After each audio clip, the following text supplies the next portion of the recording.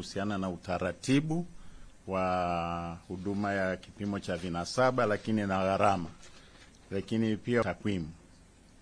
Sheria kama nilisema, katika utekelezaji wa majukumu ya mamlaka ya maabara mkemia mkuu wa serikali, tunaongozwa katika kutekeleza na sheria 3. Sheria mojawapo ni ile sheria ya usimamizi wa vinasaba vya binadamu.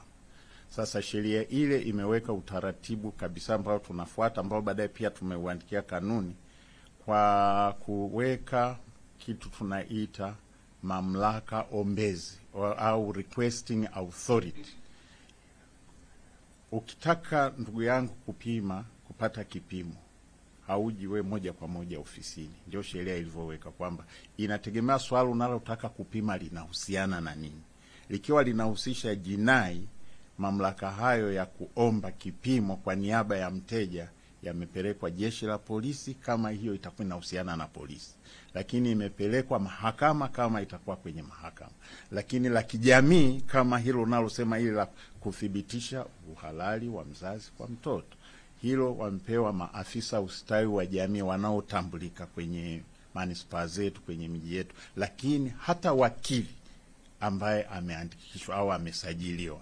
Kwa hiyo hawale kama nasema mimi nataka kupima vipimo na jambo 1, 2, 3, unampata kwa afisa ustawi wa jamii ambaye ataandika barua kwa niaba yako kwa mkemia mkuu wa serikali kwamba mimi nina ombi hili la kupima vipimo vya vinasaba labda kwa 1, 2, 3. Baada ya hapo ukishakuwa umeleta ile barua, mara nyingi unapokelewa. Tuna eneo mamlaka, tuna maafisa wanaohusika. Wakikupokea watakwambia gharama na utapewa namba ya kulipia. Sasa gharama kama ilivyopitishwa na bodi yetu ya wakurugenzi toka kule 2005 hasa tulivyoanza kutoa hii huduma, ilikuwa shilingi laki kwa kila unayemchukua sampuli. Lakini kadiri ya siku zinavyoenda gharama zimeongezeka za mitambo, za vitendanishi na wakati ule. Kwa hiyo kipindi chote hiki mpaka mwaka jana serikali imekuwa ikichukua sehemu kubwa ya kulipia, kwa sababu ukiangalia kwa kuweza kufanya uchunguzi wa sampuli moja. Uchunguzi wa vinasaba una hatua nyingi sana, ndio maana unasema huwezi kutoa majibu kabla ya masaa 12, na hapo itategemeana.